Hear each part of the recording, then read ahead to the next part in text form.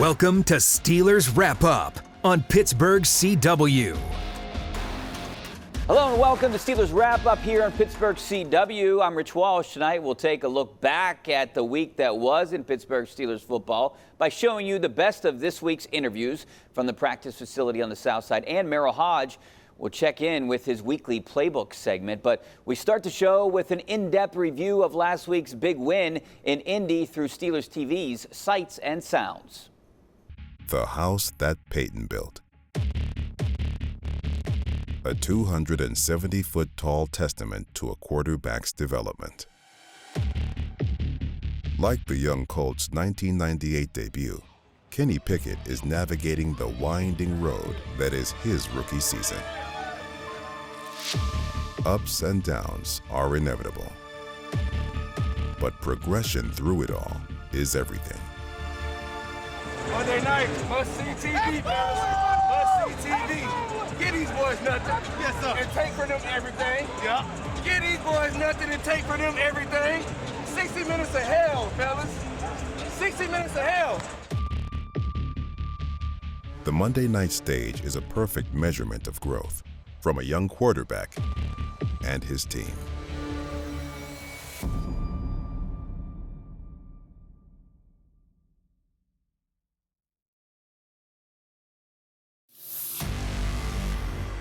The first half was one of Pittsburgh's best starts of the season. Najee grinds his way up over the 30 to the 32 for 7 yards, a win on first down. And he fires it over the middle. That pass is caught inside the 30 by Pat Fryermuth. The ball is down. The kick by Wright is on its way. It's long enough, it's high enough, and it is good. The Steelers draw first blood in Indy on the first possession of the football game. He gets the shotgun snapping on 2nd and 10. Big rush. He steps up in the pocket, throws a pass. He's got it. Pierre with his first Oski of the year, and the Steelers leading 3-0. Play takeaway. We got that momentum back. We got to stay on them. We got that momentum back. We got to stay on them. The Steelers had no interest in letting their foot off the gas. Throws that out pattern. It is pulled in. Pickett to Pickens for the first down out to the 49. And he gets a draw handoff, and he runs to the left. He gets good yardage. Cuts inside the numbers. He's got a first down. 13-yard run by McFarland. Wright's kick is on its way, and it's over the crossbar. And the Steelers double their lead. It's 6-0. Pickett and company scored on 4 of their first 5 possessions and kept the Colts off track. He looked left, nothing there, throws it right down the field, back shoulder, pulled in by George Pickens, and that is a catch. Are you kidding me? I can't believe he came down with that ball. Oh my goodness. Throws that pass into a crowd, and Muth has it for the first down. 3 defenders in the area. Muth got the ball and got it to the 18-yard line. Needed 5, got 11 on the play for Pat Fryermuth. Now there's a zinger of a pass by Pickett to that left flat, and the Fryermuth turned around and caught that baby. Najee gets the call. Najee threw a crack down to the goal line. Touchdown, Pittsburgh, for Najee Harris, number 4 on the year. And you hear the Steelers fans, and you see the terrible towel a-twirling. Oh, Najee says, I will not be denied. There's 2 Colts standing in his way. He will not be denied. He takes both of those Colts into the end zone with him. Pittsburgh was pacing Indianapolis for most of the game, but by the third quarter, the Colts began to fire on all cylinders. And it is Dallas Flowers bringing it out from 5 yards deep to the 10 to 15 to 20. He's on his way to 35 to 40, 45 to 50. He's across midfield, cuts back inside, and they tackle him from behind. What a kickoff return. He hands it off to Taylor, and Taylor gets to the goal line, and that's a touchdown for Jonathan Taylor. And the Colts cut that lead to 6. Throws it long down the field, and what a catch falling down by Jelani Woods. And there's Taylor squirting through, getting to midfield. He won't give up, and he gets down to the 44-yard line. Needed 10, got a few yards more. Throws that pass, and it's pulled in by Mo Alley Cox, a tight end. The ball is out, but it's fallen on by Matt Ryan. No, the Steelers say they have it, and so do the officials. Chris Wormley, we think, pounces on that loose football on a 1st and goal at the 1. Oh, I love the fact you got a big defensive hog, get down there and go groundhog, pull that ball out of the hands of the quarterback. Great job Chris Wormley. Pocket collapses. He fires the ball over the middle, wide open. First down at the 15 to 10. Wow, Jelani Woods has been a huge problem this second half. Quick throw to the end zone, and it is caught for the touchdown. Pittman beat the corner, James Pierre, and the Colts lead at 17-16. They have scored the last 14 points of the game. Picking it back, shuffles around, throws that pass, and what a diving effort and a grab in front of Faison by George Pickens for a first down. That's what the doctor ordered. They have jet motion and they hand it off to Gunner. It turns it upfield, and Gunner close to a first down. A run look. Jet motion, Snell through a hole. First down at the 35-30. Stiff arm at the 25, and he's down at the 23-yard line. Needed one, got 14. Throws it over the middle. It's pulled in, and that's Deontay going left to right inside the 20, and he's going to be tackled near the 20-yard line. Gets the snap. He's back. He waits. He fires a pass. It's pulled in by the Muth, and the Muth is loose inside the 10, and a first and goal at the 3-yard line. They hand it off, and running left and getting to the end zone is Benny Snell Jr. His first rushing touchdown of the year, and the Steelers leapfrog back on top. That was absolutely sensational. That's as good a smart a type of 2-yard run as you're going to find. So they're going to go for the 2-point conversion. He's back, going for 2. He waits, he runs. He's looking right. He's throwing for the end zone. And it's caught for the 2-point conversion. Pickett to Pickens. Oh, you got to love it.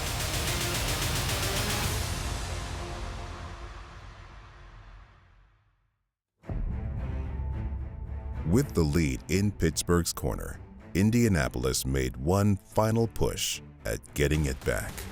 Fires it down the field, and it is a great catch. Back to pass is Ryan, and another great catch, this one by Jelani Woods.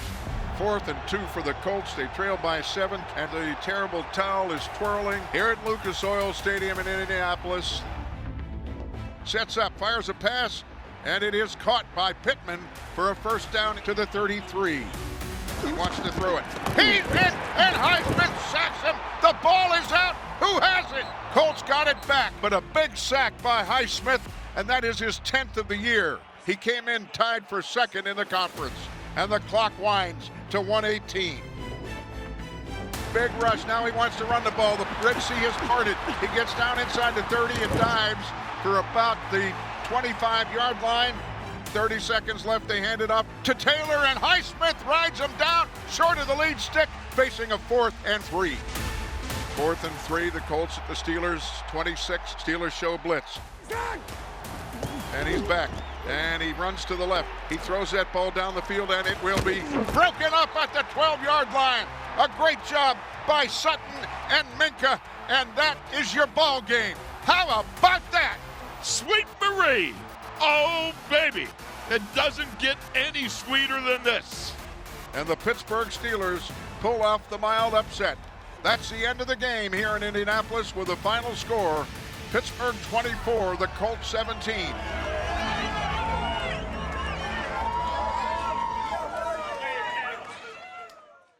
This season has not gone the way the Steelers had hoped, but that comeback win was definitely a step in the right direction, especially for their young quarterback. Coming up, we'll hear from the players and coaches themselves on how they plan to build on that victory as they prepare to play the Falcons this weekend. Welcome back to Steelers Wrap Up on Pittsburgh CW. Welcome back to Steelers Wrap Up. After 2 wins in the past 3 weeks, Mike Tomlin was a bit more upbeat this week when he met with the local media. Here's some of the most informative and entertaining sound from the Tomlin Tuesday. I respect Monday Night Football. I make sure our team does. I just appreciate it from a fan's perspective, somebody that loves football, that grew up pre-Sports Center, man. Howard Cosell gave you the highlights from the day before, and that's about all you saw. And then after halftime, my mom would make me go to bed. And so I just love and respect it, and want to be prepared for it and put my best foot forward. Was a production that we got from a lot of different areas. People rising up and and making significant plays for us. And really, I just think that has to happen at this point in the journey that is the season. Due to attrition or people evolving, I just think that people get an opportunity to put their hand in the pile and be reasons why we're successful. It doesn't happen just solely in the stadium. This is not a patient man's business. We never ask these guys to be patient. We ask them to simply work while they wait for the opportunity. And their work shows when they get the opportunity. And I thought that was reflective of all of those guys. We'll always have an inclusive mentality. After the always entertaining Mike Tomlin press conference, we hit the locker room on Wednesday to hear from the players heading into this weekend's game in Atlanta. Here's the best of what they had to say. You just feel like you're in, a lot more control than when you're really learning it, and you're learning formations and structure and route combinations that are new to you. Once you get to do that a couple times and you get the rhythm of the game, rhythm of the system, you obviously feel a lot more comfortable when you can go be yourself and play. We got to make sure that we hold up our end of the deal and start stacking. It's not going to be easy. They have a pretty good team that, they have a good pass rush on their side. They got really opportunistic special teams between their punt returner and kickoff returner. And then on offense, they got a gauntlet of runners, and we got to make sure we handle them. Is it one of the situations where you feel like maybe moving forward that every game is like a playoff game because it's almost like must win here on out? I'll take it one game at a time, but I want to win them all from here on out. Time now to take a look at the Steelers' upcoming schedule. After this weekend's game in Atlanta, they stay home to face the hated Ravens at Acrisure Stadium on December 11th before heading back on the road to play Carolina. And then on Christmas Eve, they'll honor the 50th anniversary of the Immaculate Reception during the game against the Raiders. The next weekend, it's the Ravens again, this time in Baltimore on New Year's Day, and they wrap up the 2022 season with a home game against the Browns. One thing to note on that schedule, every single game the rest of the year will be shown on KDKA TV. Coming up, Merril Hoge will join us with his weekly playbook segment. This week, Merril breaks down how they can shut down the Falcons' vaunted running game. Welcome back to Steelers Wrap Up on Pittsburgh CW. Welcome back to Steelers Wrap Up. I'm Rich Walsh. On Sunday, the Steelers head to Atlanta to take on the Falcons, who haven't looked very good at times this year overall, but they do have one of the top running games in the NFL. Merril Hoge shows us how the Falcons have had success running the ball and how the Steelers can slow them down in this week's edition of the Playbook.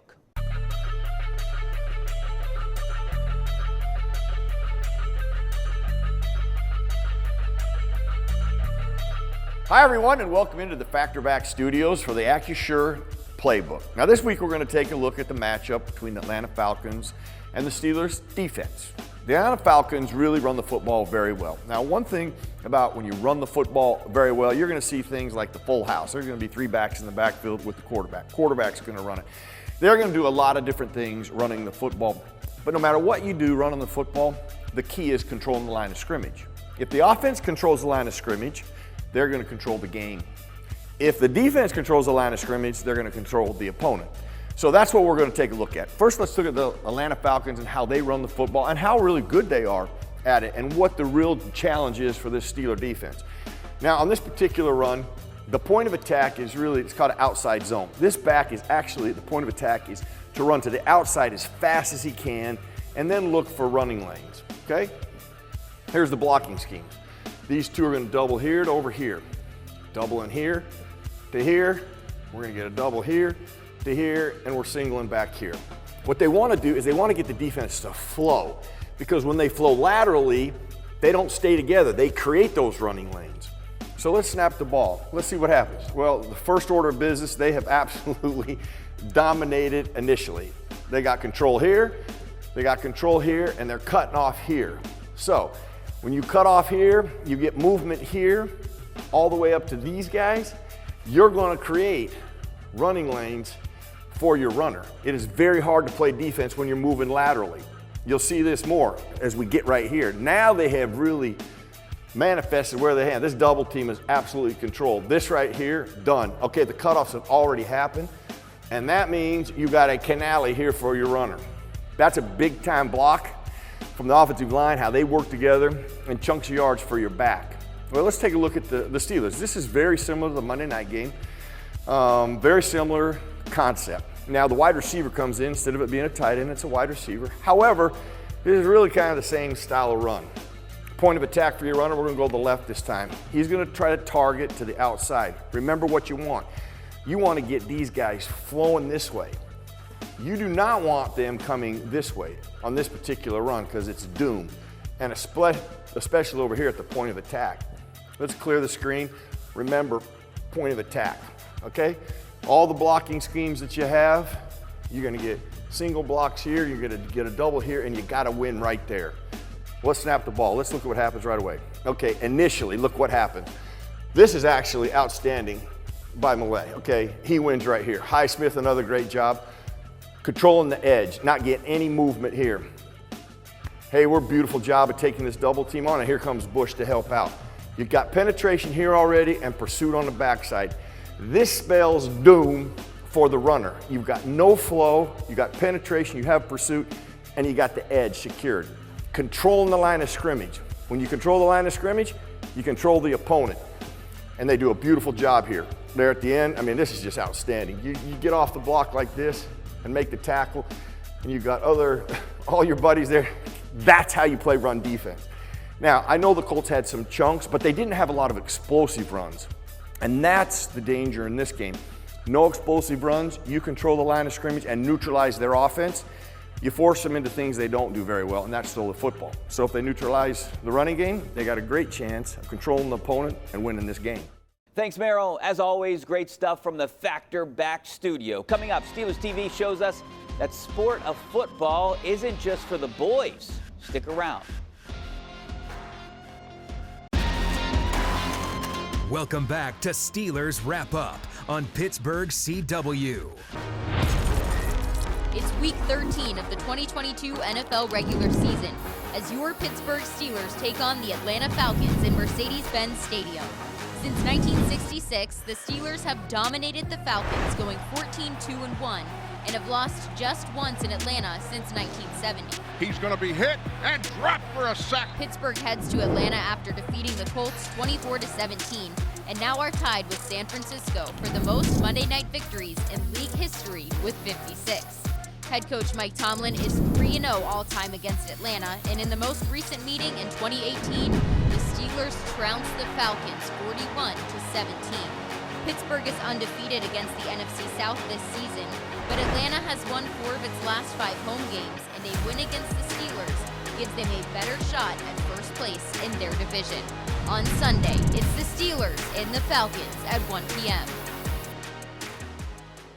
Welcome back to Steelers Wrap Up. Recently, the Steelers held a girls flag football jamboree at the UPMC Rooney Indoor Practice Facility. Over 70 girls got to see where the Steelers work out and have some fun playing a sport normally reserved for the boys. Check it out. Last weekend, the Steelers hosted a girls flag football jamboree at the UPMC Rooney Sports Complex, a free camp for girls in grades 7 through 12. The camp is part of an ongoing program the Steelers have to encourage young ladies to play flag football, and also to encourage schools in the region to sanction flag football as a sport. There were over 70 girls participating in the camp, which included skill development and then breakout games. This was all part of the series the Steelers began to give girls opportunities that aren't readily available to them, and an avenue to let their passion for football shine. All right, thanks to Steelers TV for that story. Girls flag football is definitely on the rise. And if you're interested in putting a team together and getting involved, you can find out more information on the Steelers website. We're almost all wrapped up here on Steelers Wrap Up. But when we return, we'll let you know all about a full day of Steelers programming this coming Sunday here on the Pittsburgh CW and KDKA. So stick around. Welcome back to Steelers Wrap Up on Pittsburgh CW. Welcome back to Steelers Wrap Up. We're almost out of time here, but before we go, we did want to let you know about a full day of Steelers programming we have for you this Sunday. It starts with Steelers kickoff at 11:30 in the morning, followed by the NFL Today at noon. Then it's the Steelers and Falcons from Atlanta at 1. After the game, switch over to the CW for our post-game coverage with Steelers Extra Point, and you can have your voice heard by calling into the Ireland Contracting Nightly Sports Call Special Edition. Right after that, finally, we wrap up a big day of Steelers coverage with our #1 Cochran Showdown just after midnight. That's all the time we have for tonight. Thanks for watching. I'm Rich Walsh. Have a great night, great weekend, and I'll see you later.